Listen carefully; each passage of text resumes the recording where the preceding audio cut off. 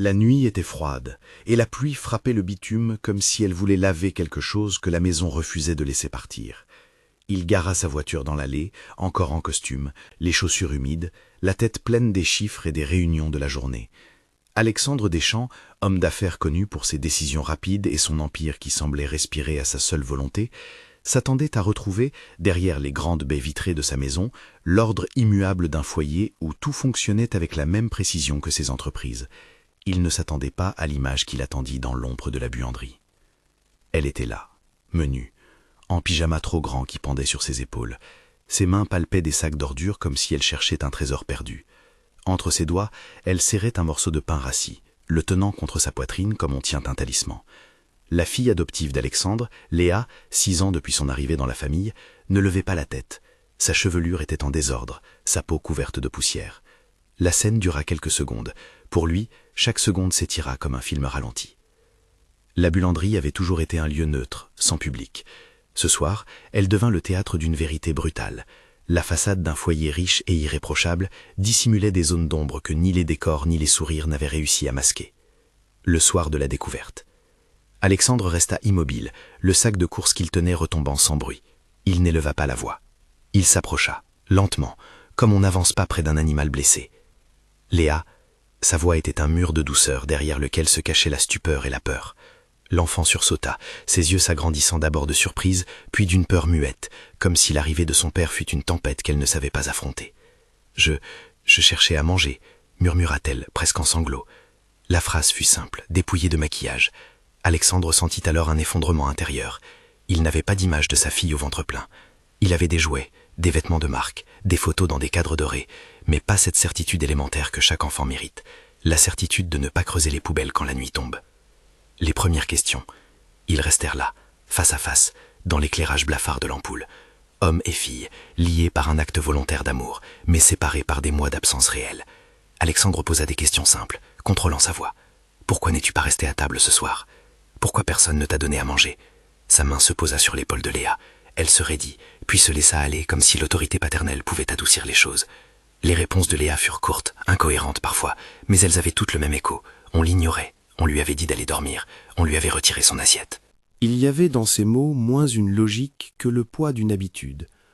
Des détails apparurent, un bol rincé que nul ne s'était soucié de remplir, une chaise rangée que l'on évitait, un placard dont la clé restait souvent dans la poche de quelqu'un d'autre. Alexandre vit aussi des marques de gel sur sa nuque, traces de froid, de négligence plutôt que de violence, et un pantalon qui semblait recousu maladroitement. Rien n'indiquait des blessures infligées en pleine lumière, mais la mise à l'écart, l'effacement méthodique disaient tout. Il sentit la culpabilité le submerger.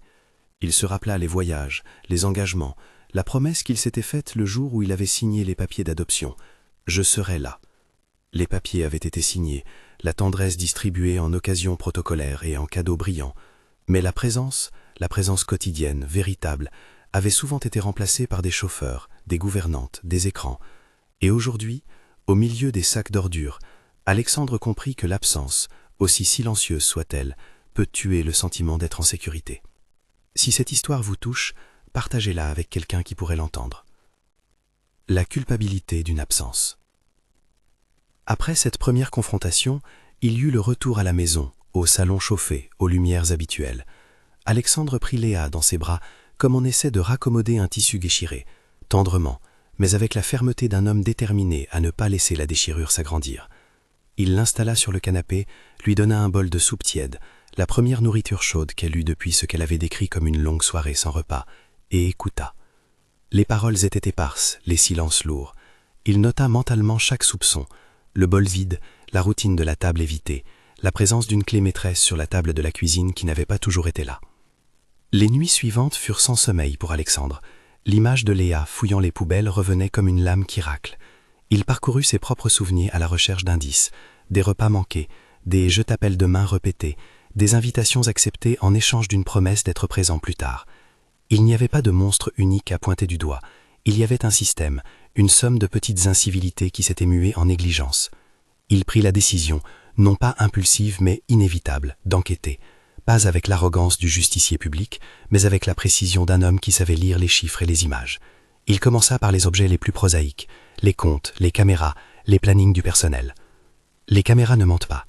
La maison d'Alexandre était équipée, à l'instar de beaucoup de grandes résidences, d'un réseau de caméras de sécurité, prévu initialement pour protéger le patrimoine. Elles enregistrent maintenant un tout autre type de patrimoine, la vérité domestique. Les premières images qu'il regarda n'étaient pas spectaculaires. Elles montraient des allées et venues, des pas sur des carreaux luisants, des silhouettes au ralenti. Mais à force d'observer, un motif se dessina. À l'heure du dîner, Alexandre avait l'habitude de rentrer tard. La maison, livrée aux routines de la soirée, semblait bien gérée. Sur l'écran, on voyait la salle à manger. Parfois Léa était à table, parfois non. Et lorsque sa mère adoptive, Isabelle, passait, certaines scènes prenaient une configuration étrange. Il y avait des moments où Isabelle déposait une assiette sur la table, la rapprochait, puis la retirait, la posait sur le comptoir et la fermait dans un placard dont elle gardait la clé en main, comme si elle protégeait quelque chose de fragile ou d'interdit. Une fois, la caméra de la cuisine montra Isabelle parler à quelqu'un hors champ, puis sortir avec le bol vide. Une autre fois, on la voit passer devant Léa qui attendait dans le couloir, sans lui laisser de bol, comme si la présence de la fillette n'avait pas d'importance quant à la consommation du repas. Alexandre observa chaque image avec la minutie d'un analyste financier devant un relevé suspect. Chaque geste isolé pouvait être anodin. Mis bout à bout, il formait une logique de retrait et d'exclusion. Les caméras lui montrèrent aussi des voix, pas des paroles audibles, mais des gestes répétitifs qui, à leur manière, criaient. L'une des séquences les plus troublantes montrait Léa cherchant un fruit sur l'étagère à 2 reprises et Isabelle, en passant, refermait la porte du cellier, ralentissait le pas, puis allait s'asseoir à la table du salon comme si rien ne s'était passé. Analyse des comptes, des omissions révélatrices. Les dépenses n'expliquent pas tout, mais elles racontent beaucoup. Alexandre n'en était pas seulement au luxe ostentatoire, il tenait aussi à la transparence des comptes domestiques. Il ouvrit les extraits bancaires du foyer, conscient que l'argent ne dit pas la vérité, mais qu'il émettait des indices. Les lignes défilaient, paiement à des restaurants étoilés, bijoux, soins esthétiques, achats de vêtements de marque pour Isabelle, des sommes importantes, soutenues, régulières. En revanche, les dépenses adressées à l'éducation, aux activités de la fillette, aux fournitures scolaires, apparaissaient sporadiques, presque symboliques, quelques achats annuels, un abonnement à une application éducative jamais véritablement utilisée. Il ne trouva pas de ligne intitulée « Nourriture enfant » ou « Garde enfant ». Les factures de traiteur pour les réceptions étaient élevées, mais rien n'indiquait des courses régulières destinées à un enfant. Alexandre nota chaque élément dans un carnet. Cette absence de dépenses dédiées n'était pas, à ses yeux, une preuve en soi, mais elle contribuait à une image cohérente avec les images vidéo. La mise à l'écart financière se doublait d'une mise à l'écart matérielle. Le départ de la gouvernante et le témoignage d'une employée. C'est alors qu'il contacta, en catimini, Marie, la gouvernante en place jusqu'à quelques mois plus tôt, pour lui demander si elle avait remarqué quoi que ce soit. Marie, loyale, se montra d'abord hésitante. Elle avait quitté son poste pour une raison invoquant la santé d'un proche. Ses réponses étaient évasives. Mais au fil de la conversation, elle laissa échapper un nom. Conceição, une ancienne aide de cuisine, avait été congédiée dans des circonstances abruptes. Elle pourrait savoir. Alexandre trouva le moyen de joindre Conceição. C'était une femme discrète, de paroles rares mais précises. Elle accepta de parler, inquiète de ce que ses souvenirs pourraient déclencher. Son témoignage fut d'abord timide. « Je voyais des choses, monsieur, des plats qui disparaissaient, une petite qui demandait et qui n'avait pas. J'ai essayé d'en parler, on m'a dit de fermer la bouche, on m'a dit que ce n'était pas mes affaires. » Puis, encouragée, elle raconta plus, des photos qu'on lui avait demandé de supprimer, des repas préparés puis confiés à la poubelle sans être servis, des consignes strictes pour éloigner la petite des zones où se trouvaient les adultes pendant certains repas. Conceição apporta aussi des éléments matériels, une série de photos prises à son insu, des clichés d'assiettes pleines jetées au fond d'une poubelle, une image floue d'une petite silhouette regardant à travers une porte entr'ouverte. Elle remit des copies imprimées à Alexandre, tremblante mais résolue. Pour la première fois, face aux preuves tangibles, la réalité cessa d'être un doute moral et devint une affaire concrète. Le système d'isolement. Les éléments s'assemblaient autour d'un mécanisme précis. Dans un foyer où l'image sociale compte autant que le patrimoine, la gestion de l'enfant pouvait prendre l'allure d'une mise à l'écart méthodique. On cache, on rationalise, on neutralise. Le schéma était simple et terriblement efficace. Les ressources matérielles existaient, mais elles étaient canalisées ailleurs. L'enfant apprit à renoncer plutôt qu'à réclamer. Alexandre observa un autre angle. L'unité familiale ne présentait pas d'indice public de conflit. Isabelle, en société, était l'épouse dévouée, la dame de la maison qui parlait avec charme des œuvres caritatives, qui accompagnaient parfois des inaugurations. Mais derrière les portes closes, la gouvernance domestique prenait des allures d'exclusion. Cette dissonance entre l'image et le foyer privé lui rendait le refus encore plus douloureux. Il comprit que l'adoption, au-delà de la signature et des photos officielles, exigeait une vigilance quotidienne que personne ne pouvait déléguer complètement. La peur de l'apparence publique. La mise à l'écart de Léa semblait perpétrée non pas par un acte de cruauté manifeste, mais par une volonté de contrôle de l'apparence. Dans la logique d'Isabelle, telle qu'on pouvait la reconstituer à partir d'indices, un enfant trop visible, exigeant ou simplement enfantin risquait d'altérer l'image soigneusement construite. Il valait mieux l'oublier, la rendre petite, silencieuse, discrète. Il valait mieux éviter les interrogations que suscite un enfant qui dérange le scénario social.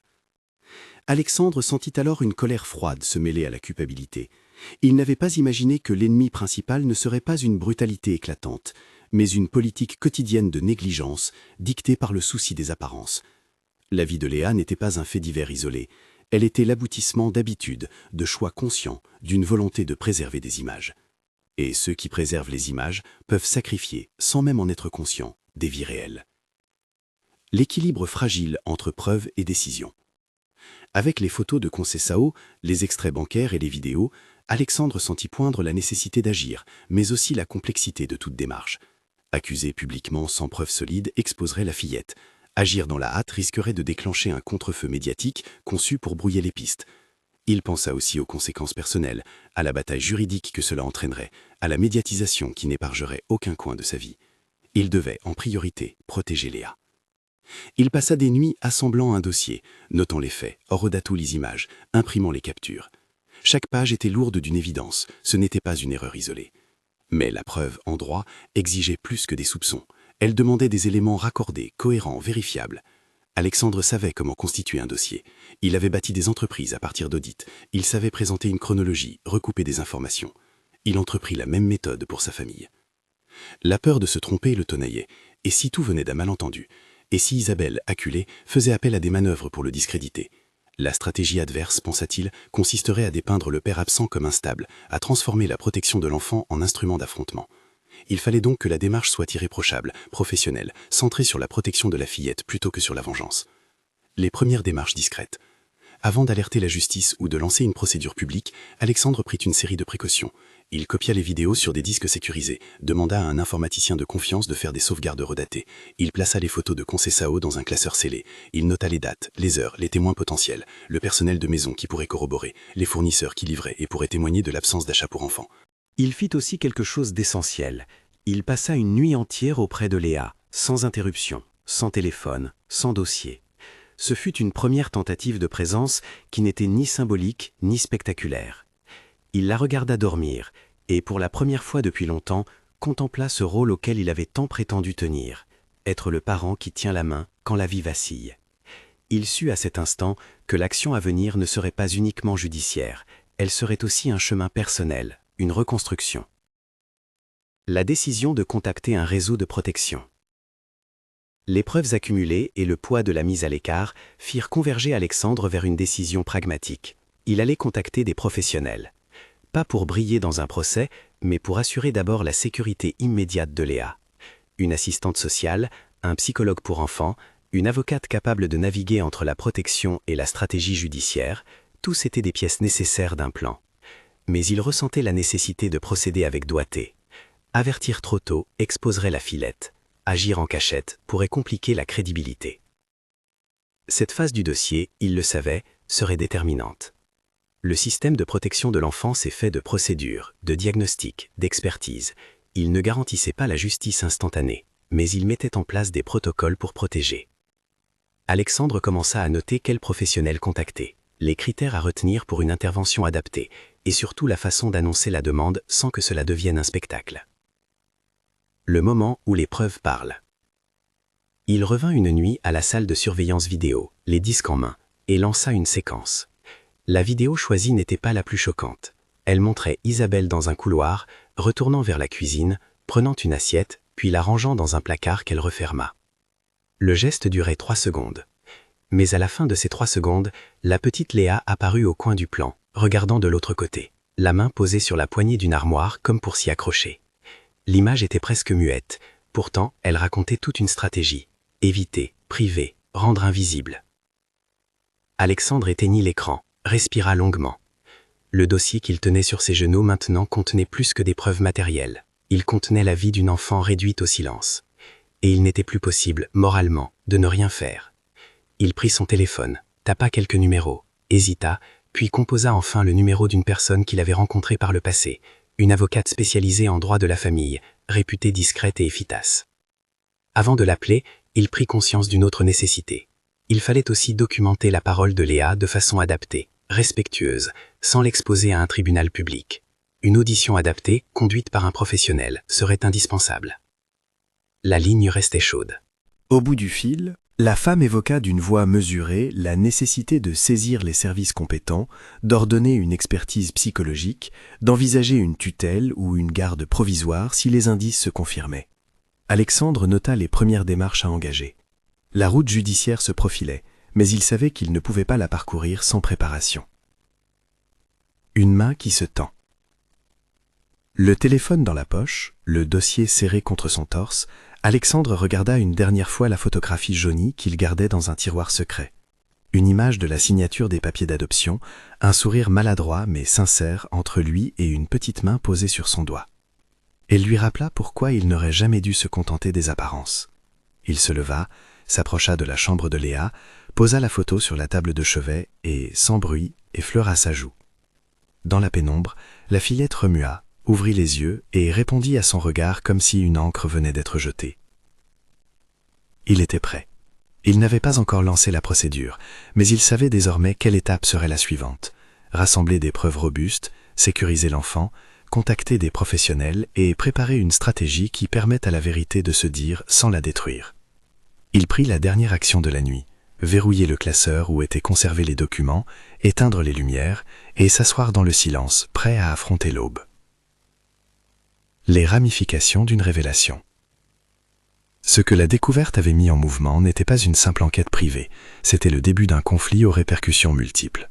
Dans une maison où l'image publique avait longtemps pesé plus que les heures de présence, où les discours de bienfaisance pouvaient être performatifs, l'aveu d'un dysfonctionnement promettait d'ébranler des certitudes. Alexandre le savait, l'affaire ne serait pas seulement domestique, elle attirait des regards, des journalistes, des commentaires. Elle forçait la société à regarder les fissures sous le vernis. Il songea aux conséquences pour Léa. Une médiatisation, même contrôlée, pouvait être dangereuse. Il songea au poids sur Isabelle, à la possibilité d'une défense stratégique visant à retourner l'accusation contre lui. Il s'agissait donc non seulement de prouver, mais de le faire de la manière la plus respectueuse possible pour la fillette. Le risque d'une opération ratée, qui exposerait davantage la victime, empêcha toute démarche impulsive. Pour l'heure, le plan d'Alexandre se résumait à 3 axes. Préserver la sécurité immédiate de Léa, documenter les faits de façon irréfutable et mobiliser des experts capables de mener une audition adaptée et une évaluation psychologique. Il appela discrètement un ami de confiance, un ancien directeur d'hôpital reconverti en consultant en protection de l'enfance, pour lui demander un nom, une psychologue pour enfants habituée aux auditions sécurisées. L'homme promit de lui envoyer un contact le lendemain matin. La route vers la justice s'ouvrait, mais elle passerait d'abord par la protection, par la disponibilité affective, par la reconstruction d'une présence paternelle qui n'avait plus rien d'institutionnel. Alexandre décida, sur l'instant, d'être présent le lendemain à l'heure du petit déjeuner. Il voulait voir, entendre, sentir. Il voulait réparer l'urgence. Une porte entrebâillée. La journée suivante fut un mélange de gestes administratifs et d'observations silencieuses. Alexandre, désormais plus vigilant, observait les comportements, les allées et venues, les mots prononcés à demi-voix, les silences prolongés. Il repéra, au coin d'un bureau, une lettre pliée, une lettre qu'il n'avait pas vue auparavant. Elle n'était pas adressée à lui. Sur l'enveloppe, un prénom, le prénom de la mère biologique de Léa, mentionné en passant dans les papiers d'adoption comme une trace d'une histoire antérieure à leur maison. La lettre, détachée et froissée, contenait des mots de nostalgie et de regret. Elle avait été glissée dans un tiroir, ignorée. Il l'a pris et l'a mis à part. Il n'était pas nécessaire, pensait-il, de brandir cette lettre comme une preuve dans un tribunal. Elle était plutôt un rappel intime. Les racines de Léa ne s'étaient pas évanouies avec l'adoption. Elles étaient encore là, fragiles, et quelques traces symboliques pouvaient suffire à comprendre l'attachement profond d'une fillette, parfois laissée sur le côté. Alexandre la glissa dans son portefeuille. Il sut que lorsqu'il parlerait aux professionnels, cette lettre pourrait aider à restituer le récit de la fillette, à replacer ses comportements dans un contexte.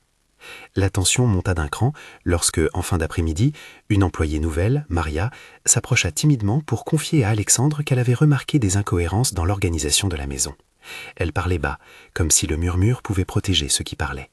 Mais ses mots furent précis. Parfois, Madame Isabelle verrouille la cuisine après le dîner. Parfois, elle demande que la petite aille se coucher sans danger. J'ai pensé que je devais vous le dire. Maria n'était pas une star du courage. Elle était simplement fatiguée de se taire. Sa parole ajouta une voix de plus à l'accumulation. Le point de bascule. À mesure que les indices s'amoncelaient, caméras, comptes, photographies jetées, témoignages d'employés, Alexandre sentit que la situation atteignait un point de bascule. Il avait maintenant entre les mains suffisamment d'éléments pour prendre une décision plus tranchée, alerter les services compétents et lancer une procédure de protection. Mais il mesurait aussi la possibilité d'un retournement, d'une manipulation de l'opinion par des stratagèmes bien connus des familles riches et puissantes, le discrédit, la plainte croisée, le chantage. Il fallait une stratégie et il fallait la bonne équipe. Il passa la soirée à préparer une réunion informelle, sans annonce, sans grandiloquence, avec les personnes en qui il avait désormais confiance. L'avocate spécialisée, l'ami consultant en protection de l'enfance, Conceição qui accepta de revenir en témoin, et la jeune Maria. Ils se réuniraient dans le bureau d'Alexandre, loin des regards, pour déterminer les premiers pas. La rencontre devait servir à vérifier les éléments, à organiser une audition adaptée de Léa et à prévoir les mesures de protection immédiates si la gravité du dossier était confirmée. Et puis, comme pour sceller l'urgence, une image vidéo revint le hanter. Isabelle, au petit matin, prenant une assiette, regardant autour d'elle, puis la rangeant discrètement à la poubelle. La séquence, répétée, n'avait pas besoin d'images choquantes pour être accablante. Elle parlait d'indifférence ordinaire, de petites privations quotidiennes qui, ensemble, forment un système. Il posa le disque dur sur la table, prit une profonde inspiration et se leva. Il était temps d'agir. Il ne savait pas encore jusqu'où iraient les conséquences, ni comment la vérité serait accueillie. Mais il savait que la fillette ne pouvait plus être seule face à cette mécanique d'effacement. Il franchit la porte du bureau, la main serrée sur la poignée, prêt à convoquer ceux qui pourraient lui prêter main forte. C'est à cet instant, alors que la pendule sonnait l'heure tardive et que le salon semblait avaler les pas, qu'il prit conscience d'une autre réalité. Agir signifierait exposer la finette à une bataille. Protéger impliquait de la sortir de la mécanique qui la rendait invisible. Le dilemme le tiraillait. Comment déplacer une vie sans la briser davantage? Il n'avait pas encore la réponse complète, mais il avait désormais une certitude indélébile. La vérité, une fois découverte, ne se referme pas sur elle-même. Elle met en mouvement des institutions, des récits, des jugements, et surtout, elle impose une responsabilité. Alexandre était prêt à l'assumer. La convocation discrète. La conférence dans le bureau d'Alexandre fut brève, serrée comme un nœud. Il reçut Patricia, l'avocate, Anna Claudia, l'assistante sociale, Conceição, Maria et l'ami consultant. Chacun apportait une pièce différente du puzzle, la loi, la pratique sociale, le courage des témoins, la voix des employés. Il exposa les faits sans dramatiser, les images, les relevés, les photos, la lettre trouvée. On parlait en termes précis, méthodiques. Patricia écouta, hocha la tête, puis posa la question que tout dossier impose. Quel est l'objectif immédiat? Protection, d'abord, preuve, ensuite, éviter la mise en danger de l'enfant, toujours. Ils dressèrent un plan minimal, respectueux de la fillette. L'idée n'était pas de déclencher une guerre médiatique, mais de placer Léa dans un environnement sûr, sans pour autant la déraciner inutilement. Anna Claudia proposa une évaluation urgente, un entretien protégé avec une psychologue spécialisée, réalisé dans un environnement familier pour la petite, en présence d'un médiateur, pour éviter les retraumatismes. Patricia rédigea la lettre destinant officiellement les éléments au service de protection de l'enfance et prépara une demande pour une mesure provisoire de protection auprès du tribunal de la famille. Alexandre prit note et, pour la première fois depuis la découverte, sentit la ligne droite d'une action qui n'était pas seulement réactive, mais structurée. La visite d'urgence. Le lendemain matin, une voiture aux couleurs neutres s'arrêta devant la maison. Une assistante sociale, flanquée d'une psychologue pour enfants, Dr Mariana, et d'une autre intervenante, monta les marches avec une mallette contenant des jouets, des carnets et des outils d'évaluation. Ils étaient là pour rencontrer Léa d'abord, pour établir un climat de confiance. Alexandre accompagna la équipe, sans intrusion, et restait à la marge, prêt à intervenir si nécessaire. L'audition adaptée eut lieu dans la salle de jeu, réduite de toute décoration pouvant rappeler la procédure. La psychologue parla doucement, présenta des figurines, utilisait le jeu pour permettre à Léa d'exprimer sa réalité sans la forcer. Les premières minutes furent hésitantes. Léa observait plus qu'elle ne parlait. Puis, comme si parler à ces étrangères lui coûtait moins que parler à celles qu'il avait laissées, elle raconta par petites phrases. Parfois, maman dit d'aller dormir. Parfois, la cuisine est fermée. Je mange plus tard. J'ai peur de râler. La psychologue nota, sans dramatisation, les indices de négligence. Elle proposa un rapport préliminaire. La fillette présentait des signes de privation affective et alimentaire ponctuelle et une dynamique d'exclusion domestique compatible avec les scènes filmées. La protection d'abord. Sur la base de ce rapport et des preuves matérielles, Patricia déposa une requête auprès du juge de la famille pour obtenir une mesure provisoire, que la garde de Léa soit confiée au père, sous surveillance des services, le temps d'une expertise complète. Le raisonnement était simple, protéger la fillette de l'environnement immédiat qui, selon les éléments, pouvait continuer à générer un risque. La procédure civile permet d'ordonner une mesure de protection sans attendre le temps long d'une enquête pénale. Le juge, prudent mais sensible à l'urgence, valida une garde provisoire et interdit tout contact non autorisé entre Léa et son adoptive mère dans l'immédiat. Il imposa également une expertise sociale du foyer et ordonna la préservation des preuves matérielles, caméras, comptes et témoignages en attendant les suites. La décision fut notifiée sans tapage et la nouvelle resta confinée aux personnes concernées. Alexandre remit la fillette aux mains attentives d'un environnement où le quotidien serait contrôlé et sécurisé. Il prit la décision de s'absenter temporairement de ses entreprises pour être disponible. La riposte et les manœuvres. Face à l'accumulation de preuves, Isabelle ne demeura pas inactive. Plutôt que d'affronter de front les images et les témoignages, elle fit ce qu'une défense chevronnée conseille parfois, inverser la charge. Elle prit contact avec un avocat aux allures protectrices, Dr Martiaux, et déposa à son tour une plainte mentionnant des comportements instables du père, soulignant son absence de parentalité effective malgré la position sociale, semant l'idée que l'intervention paternelle était motivée par un conflit personnel. Cette stratégie n'était pas nouvelle. Dans des affaires familiales, s'aborder la crédibilité de l'autre parent est une manœuvre classique. Patricia s'y attendait. Elle répondit par une posture factuelle, démontrer la cohérence du dossier et préserver l'intérêt de l'enfant. La bataille se déroula dans une zone réglementée. Échange d'emails, certificats, appels formels. Alexandre se garda de tout débordement médiatique. Il savait qu'une colère publique pourrait fragiliser la crédibilité du dossier. Son avocate conseillait la prudence et la transparence dans la procédure civile, en gardant la riposte pénale pour plus tard, le cas échéant.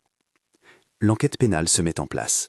La garde provisoire et le rapport de la psychologue firent basculer le dossier vers une dimension pénale. Une enquête fut ouverte pour déterminer s'il y avait lieu de poursuivre pour négligence et entrave à la protection d'un mineur. Les enquêteurs auditionnèrent Concession, Maria et d'autres employés, recueillirent les images et procédaient à une analyse comptable plus poussée. Les experts firent la distinction essentielle entre faute civile, négligence au sens familial et infraction pénale. Leur rôle n'était pas de condamner à l'emporte-pièce, mais d'évaluer si les actes relevaient d'une mise en danger caractérisée. Les auditions révélèrent un schéma cohérent. Des directives implicites visant à limiter la visibilité de Léa à table, des consignes orales données au personnel pour éviter d'attirer l'attention sur elle, des repas jetés sans être servis, et des dépenses domestiques disproportionnées vers d'autres usages. Les enquêteurs recueillirent aussi des éléments sur l'attitude publique d'Isabelle, son engagement ostentatoire dans des œuvres, ses apparitions médiatiques, et comment cette mise en scène sociale pouvait avoir contribué à renforcer sa volonté de protéger l'image. Ce n'était pas une preuve de culpabilité pénale en soi, mais cela donnait du contexte. Le poids des témoins. Concession, malgré ses craintes, rendit sa déposition dans des conditions encadrées par les services. Elle confirmait ses photos et expliquait qu'elle avait été sommée de ne pas mentionner certains événements. Maria apporta d'autres détails, et certains employés livrèrent des éléments de routine. Chaque voix ne valait pas une condamnation, mais la pluralité des témoignages renforçait la crédibilité d'un fait. Léa avait été systématiquement tenue à l'écart. À chaque appel au témoignage, Alexandre ressentait un mélange d'amertume et de soulagement.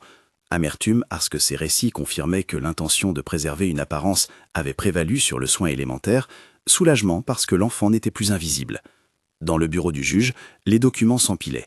Capture d'écran, factures, rapports. La machine judiciaire, lente et prudente, avançait. La médiatisation prudente.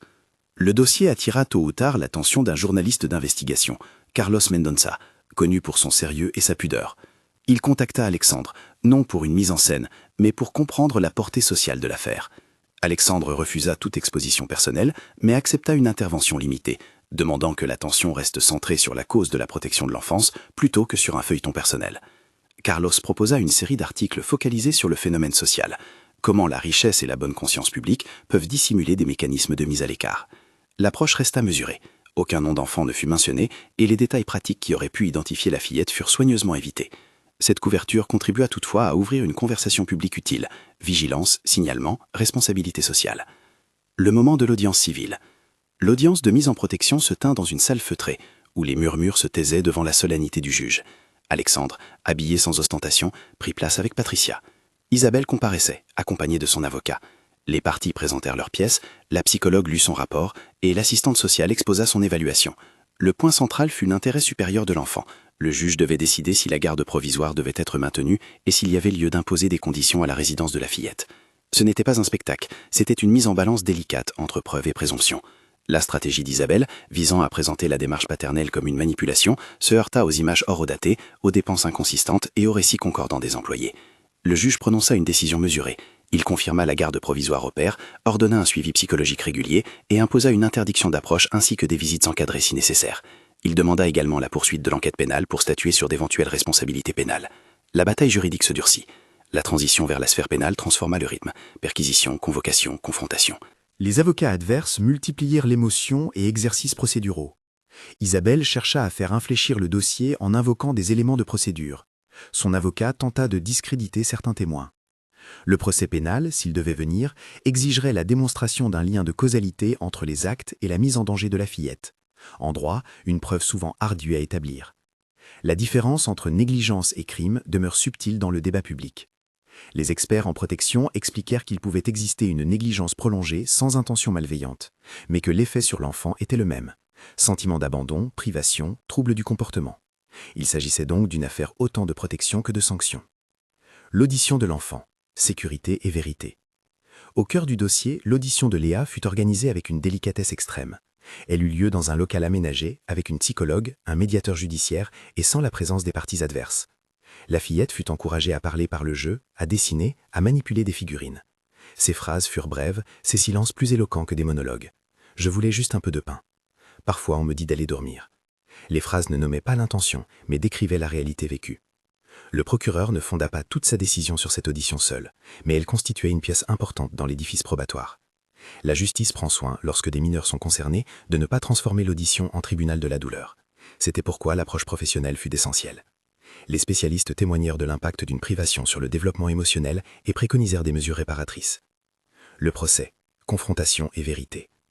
Lorsque le dossier passa en instruction puis à procès, la dramaticité s'installa, mais le ton resta formel. Les débats tourneraient autour des éléments suivants: les images vidéo, les extraits bancaires, les témoignages des employés et le rapport psychologique. La défense d'Isabelle soutenait qu'il n'y avait pas eu volonté de nuire, que les actes relevaient de maladresse, que la fillette n'avait pas été affamée de façon intentionnelle. La partie civile, soutenue par le parquet, décrivit un système d'isolement et de privation. La confrontation en salle d'audience évita le sensationnalisme. Les témoins parlèrent calmement. Conceyson, assisté, raconta sa version. Maria confirma. Les experts expliquèrent la dynamique d'exclusion, comment des gestes répétés, apparemment anodins, pouvaient générer une situation de mise en danger. Les jurys, s'il s'agissait d'une juridiction avec jury, prirent en compte non seulement les faits, mais la responsabilité morale. Le verdict, lorsqu'il tomba, reflétait la complexité du dossier. Reconnaissance de la mise en danger par négligence, condamnation assortie de peines proportionnées, amende, obligation de réparation et des mesures de probation avec interdiction d'approcher la fillette pour une durée déterminée. Le tribunal imposa également un suivi psychologique pour la partie mise en cause et ordonna une évaluation familiale avant toute éventuelle réintégration. La sentence n'était pas une revanche, elle fut pensée pour réparer et prévenir. La justice, lente et mesurée, donnait la priorité à la protection de l'enfant plutôt qu'à la stigmatisation. Alexandre, sans jubiler, ressentit une forme de soulagement. La décision juridictionnelle validait l'option choisie. Protéger d'abord, instruire ensuite. La reconstruction commence. Le retour à la vie ordinaire ne fut pas immédiat. Les premiers mois furent une succession de rendez-vous, d'évaluations et de petites victoires. Dr Mariana guidait les premières séances de thérapie de jeu. Le travail porta d'abord sur la sécurité. Instaurer des routines, des repas partagés, une chambre qu'elle pouvait personnaliser, des rituels du coucher. Alexandre, qui avait réduit ses déplacements, prit en main la gestion quotidienne, apprendre à préparer un petit déjeuner, s'orienter dans les petites demandes d'une enfant, répondre présent sans être imposant. Il se découvrit patient, maladroit parfois, mais déterminé à ne pas reproduire les manques du passé.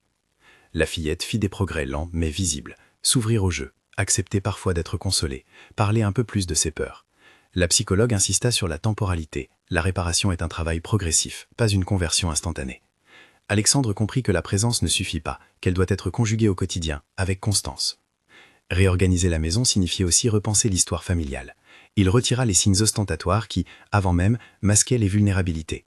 La table devint le centre de la vie, non plus un décor. Il engagea une nouvelle gouvernante formée aux pratiques de protection de l'enfance et proposa des formations obligatoires au personnel sur la détection des signaux. Gérer l'après, responsabilité et limites. Avec la reconstruction vint des questions pratiques. Comment reconstruire la relation avec la mère adoptive? Le juge avait donné une possibilité théorique de réévaluation, mais seulement après un travail obligatoire sur la reconnaissance des faits et la réparation. Alexandre n'avait pas pour objectif de couper toute relation d'office, il souhaitait seulement que toute tentative de rapprochement se fasse dans l'intérêt de la fillette, étayée par des garanties et une expertise. La relation avec Isabelle resta compliquée. Les rencontres, lorsqu'elles furent autorisées et strictement encadrées, se déroulèrent d'abord dans un cadre thérapeutique, sous supervision. Les dialogues furent brefs et semés de tensions. Parfois, il y eut des larmes, parfois des silences lourds. Le chemin vers une éventuelle réconciliation, s'il devait exister, passerait par des engagements concrets et une remise en cause authentique. Le tribunal avait lancé un processus, la société civile et les acteurs médicaux avaient donné des outils. Ce qui suivrait dépendrait des actes. Le virage social, une fondation en mémoire de la vérité. L'expérience laissa une empreinte profonde sur Alexandre. Il mesurait l'écart entre l'image publique de philanthropie et la réalité intime des gestes quotidiens. Dans cette lucidité naquit une décision, créer une fondation dédiée à la protection et à la prévention des maltraitances invisibles. Pas une structure de prestige, mais une organisation concrète, centrée sur la formation du personnel domestique, le soutien aux familles adoptives et le financement de dispositifs locaux d'écoute. La fondation prit un nom discret, en hommage aux racines de la fillette, et privilégia des actions de terrain, subventions aux associations d'aide à l'enfance, financement d'espaces d'audition adaptés, bourses pour des programmes de parentalité. Alexandre mit des moyens, mais surtout imposa des principes, gouvernance indépendante, transparence, implication d'experts du secteur. Il voulut que la tragédie vécue par Léa serve à empêcher d'autres récits similaires. L'engagement public fut mesuré. Plutôt que d'exploiter l'histoire, la Fondation organisait des colloques, des sessions de formation pour gouvernantes et personnel de maison et créa un numéro d'alerte anonyme pour les employés hésitants. Les premières années, les initiatives permirent de détecter d'autres situations à risque et d'orienter des familles vers des services adaptés. Le geste d'une personne n'efface pas la souffrance passée, mais il peut transformer une histoire individuelle en levier social. La vie quotidienne retrouvée, fragile et précieuse. Avec le temps, l'ordinaire reprit ses droits. Rire au petit déjeuner, devoirs, promenade au parc, lecture du soir. Léa peignait, gribouillait des maisons et dessinait souvent un grand jardin où l'on se tenait la main. Alexandre apprit à ne pas tout interpréter, à accepter les régressions, à célébrer les micro-progrès. Il accompagna la fillette chez le dentiste, au théâtre pour enfants, à l'école. Il s'efforçait d'être présent non pas comme un geste spectaculaire, mais comme la constance d'une chaise à la table. Le passé, cependant, n'effaça jamais complètement sa marque. Parfois, une image de la buanderie, un frisson à la vue d'un sac poubelle, rappelait le point où tout avait basculé. Ces moments étaient traités avec soin, en consultation, en parole, en rituel. Alexandre ne prétendit pas guérir la blessure, mais à l'inverse, il fit le choix de l'accompagner. La leçon communautaire. La suite de l'histoire suscita des débats locaux, des initiatives et un questionnement plus large. Comment une société protège-t-elle ses enfants, même dans les milieux apparemment les mieux lotis? Les réponses ne sont pas simples, mais l'affaire mit en lumière des besoins clairs, davantage de formation pour le personnel domestique, des procédures de signalement accessibles et protégées, et une culture publique moins éblouie par l'apparence. Alexandre s'impliqua dans ces débats, non comme une vedette, mais comme un témoin. Il donna des conférences sur la prévention, rencontra des associations et finança des études sur la négligence passive. Il insista sur la nécessité de créer des espaces où les employés pouvaient signaler sans crainte et sur l'importance de la vigilance collective. Le temps le plus long, la thérapie. Les séances avec Dr Mariana se succédèrent. Elle s'appuyait sur le jeu, les contes, les routines réparatrices. La psychologue enseigna à Alexandre et aux personnes du cercle proche des outils pour rassurer. Formulation simple, répéter des structures, nommer les émotions. Peu à peu, Léa développa un lexique pour ce qu'elle ressentait et une confiance mesurée pour le confier. Les progrès n'étaient pas linéaires. Il y a eu des nuits agitées, des refus de manger certains plats, puis des matinées ensoleillées où elle chantonnait. La patience fut la plus grande vertu. La famille devint une cellule d'écoute et d'entraînement à la vie quotidienne. Alexandre apprit à poser des questions ouvertes, à accepter les silences, à montrer ses regrets sans culpabiliser l'enfant. La présence devint le remède le plus concret. À un horizon différent. Les années passèrent, et la fillette, désormais plus grande, portait en elle une histoire, mais pas une fatalité. Elle développa des amitiés, s'inscrivait à des ateliers de dessin, et parfois revenait sur les événements avec une lucidité d'enfant qui accepte le passé. Alexandre, transformé, se leva chaque matin avec une idée neuve de la paternité. Moins de gestes ostentatoires, plus de présence ordinaire. La fondation grandit, mais sans devenir spectacle. Elle resta fidèle à son principe. Agir sur le terrain, sans bruit, avec rigueur. Les formations permettent à des centaines d'employés domestiques d'apprendre à détecter les signaux de maltraitance et à s'exprimer. Les financements aidèrent des associations à organiser des auditions adaptées dans des territoires moins bien servis. Épilogue, une image qui guérit. L'histoire se referma sur une scène simple et lumineuse. Un après-midi d'été, le jardin abritait un cercle d'enfants qui jouaient. Léa, désormais plus assurée, courait entre les rires. Alexandre, assis sur une chaise, observait sans hyper-contrôle. Il savourait la musique du jeu. Au loin, la maison ne ressemblait plus à un décor de perfection, mais à un lieu de vie en construction. La fillette, un crayon à la main, dessina une maison avec une grande porte ouverte et un repas sur la table. Elle ajouta, en bas à droite, une petite main tenant une autre main. Puis elle courut vers son père et, sans un mot, posa sa tête sur son épaule. Ce geste, simple et silencieux, résumait la route parcourue, de l'ombre des poubelles à la lumière d'une présence retrouvée. Il y eut des tribunaux, des erreurs, des lenteurs, des douleurs. Mais il y eut aussi la décision d'agir, la rigueur des preuves, l'écoute professionnelle et l'effort patient de réparation. L'histoire ne promet pas de guérison immédiate, elle montre que la justice, la présence et l'engagement social peuvent transformer la vulnérabilité en force. Si cette histoire vous a touché, informez-vous, signalez quand vous soupçonnez un enfant en danger et soutenez les structures qui protègent les plus fragiles. Pour en savoir plus et trouver des ressources utiles, consultez les associations de protection de l'enfance et les services sociaux locaux. Partager ce récit peut aider à ouvrir des yeux et des oreilles.